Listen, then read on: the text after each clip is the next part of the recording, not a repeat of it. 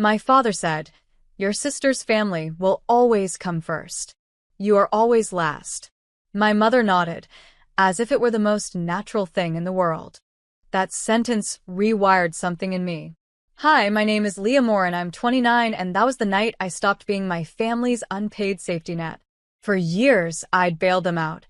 My dad's overdue taxes, my mom's credit card bills, my sister's endless emergencies. Every time, they said they'd repay me when things settled. Spoiler. Things never did. That night, over dinner, they made their hierarchy official. "Your sister has a baby now," Mom said. "She needs the help more than you. You're single.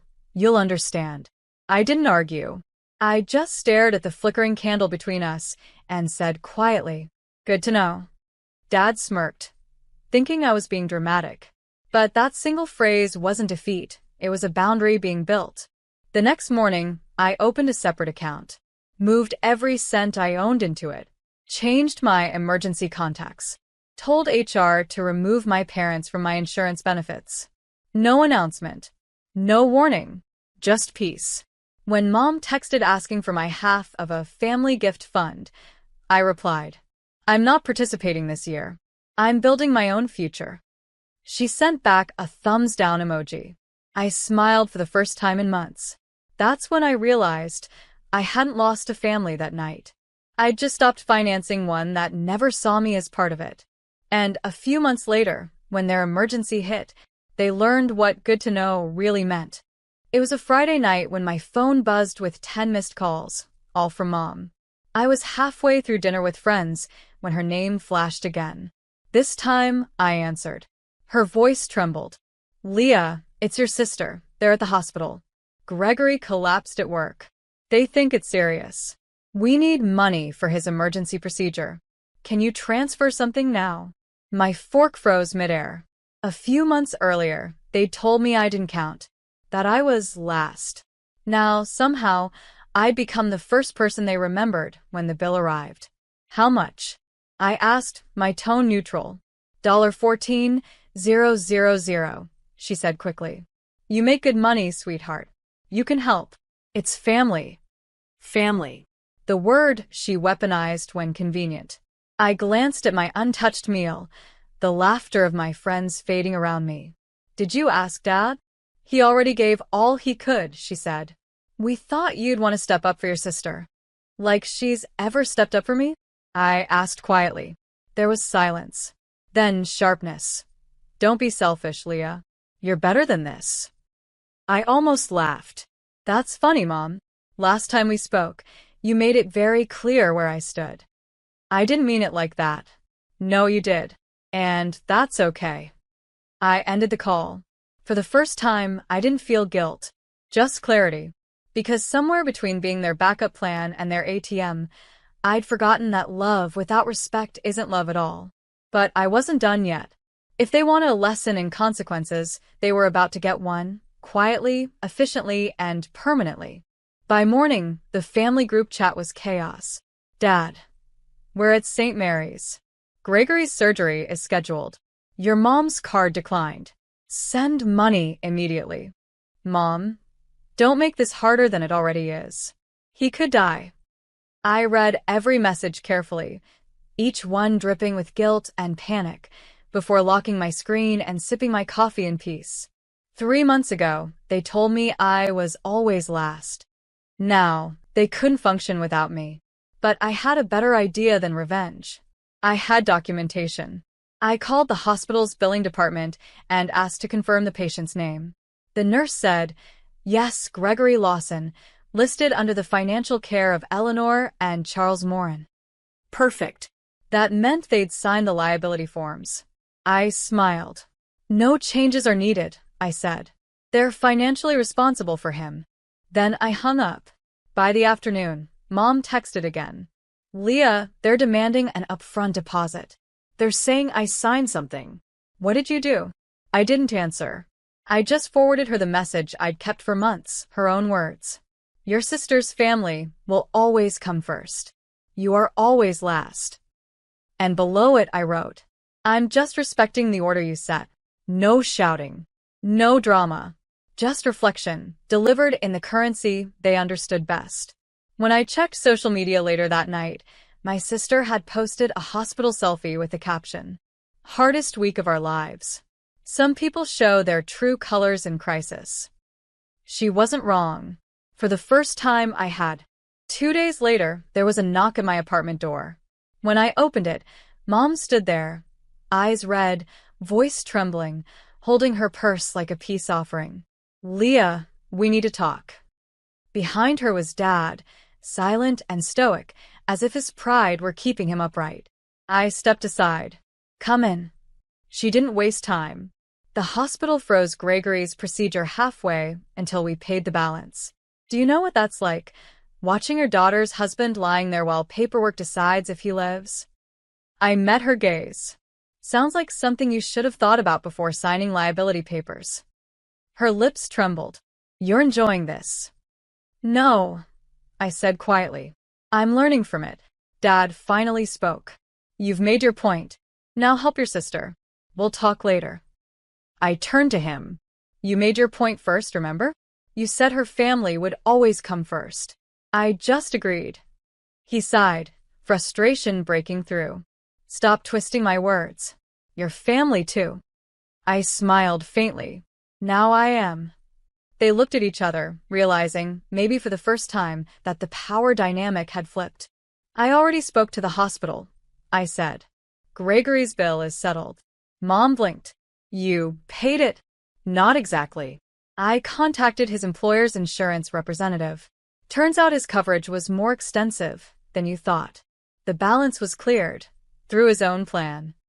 Their mouths fell open. I leaned back against the counter. "You didn't need me. You just needed someone to finally read the fine print." Dad's face paled. Mom's eyes welled. For once, I wasn't the problem. I was the mirror. After that day, the calls changed. No more shouting, no guilt trips. Just cautious tones, the kind people use when they're afraid of breaking something valuable. "Mom, how are you, sweetheart?" "Dad, we should have dinner soon, it's been too long." I almost laughed. For years, they'd treated me like the invisible middle child who existed only to fund their comfort. Now, suddenly, I was someone they respected. Or rather, someone they couldn't afford to underestimate. Gregory's surgery had gone well. My sister sent a half-hearted thank you text that ended with, "I'm sorry if things got weird. We were stressed." I stared at it for a while, then replied, "Things didn't get weird. They just got honest." Because honesty was what had been missing all along. Beneath every "we're proud of you," that really meant "you're useful to us."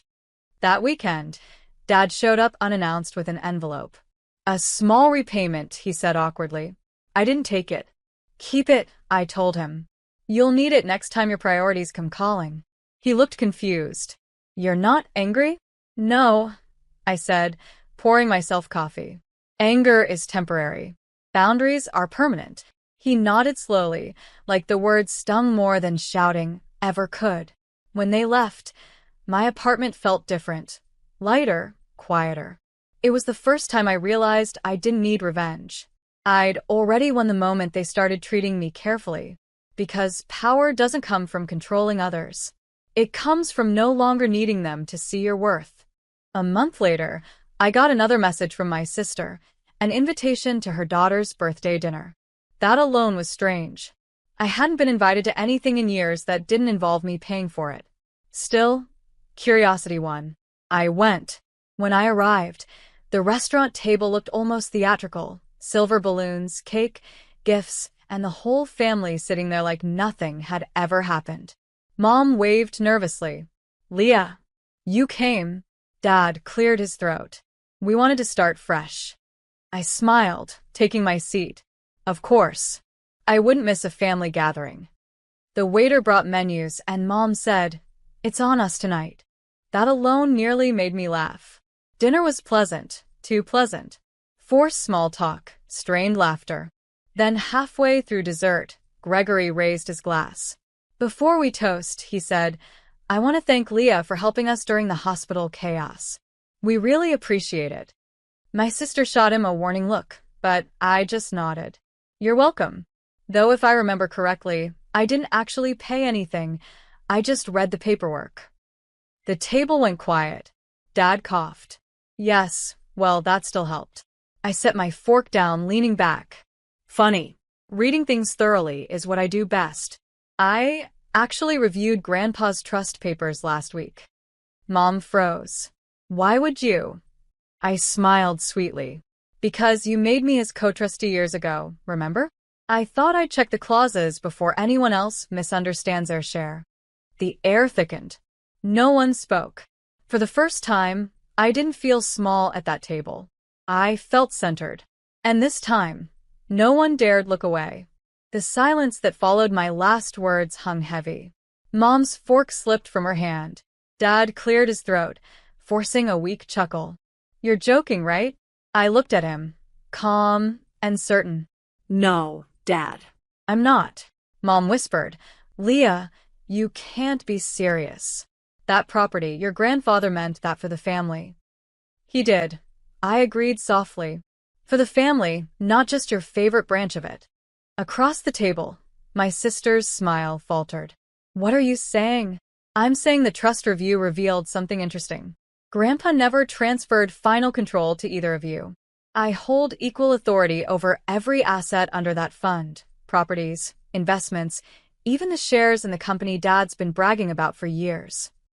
The air froze. You're bluffing, Dad hissed. I slid a neatly folded paper onto the table, notarized documents with legal seals gleaming under the restaurant's warm light. You can call the attorney if you'd like. His number's on the back. Mom's hand trembled as she reached for the paper. You wouldn't use this against us.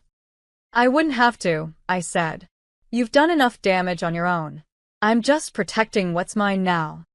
My sister stood abruptly, knocking over her glass. This isn't fair. Neither is years of being treated like a mistake, I said quietly. This isn't revenge. It's balance. Dad slumped back, speechless. Mom stared at me like she was seeing a stranger. And maybe she was, because for the first time, I wasn't the family shadow. I was the storm they'd created, finally learning how to strike. A week later, the phone calls began again. Softer this time, almost rehearsed. Mom. Leah, we've been thinking maybe you could help us restructure the trust accounts? Dad. You've got a good head for these things. We could use your insight. I almost laughed. Just months ago, I was the selfish one. Now I was suddenly the smart one. But I didn't feel angry anymore. I felt free. I met with Grandpa's attorney that Friday. He confirmed what I already knew. Every document, every clause was legitimate. I could dissolve, redistribute, or freeze assets with a single signature. He smiled kindly. You've handled this with restraint. Your grandfather would have been proud. Restraint, the very thing my family never showed me. That night, I logged into the shared financial account. Instead of cutting them off, I quietly restructured everything. Every future withdrawal, purchase, or loan request now required my approval. No confrontation. No revenge speech. Just quiet, permanent accountability. The next morning, my phone buzzed. Dad. Card declined at the dealership. Something wrong with the account. Me. Nothing wrong. Just balanced. He didn't reply. I walked out to the balcony, watching the sun rise over the city. The same view I once dreamed of escaping to. Now it was mine. Every choice, every boundary, every dollar. And in the peace that followed, I realized something profound. I hadn't destroyed my family.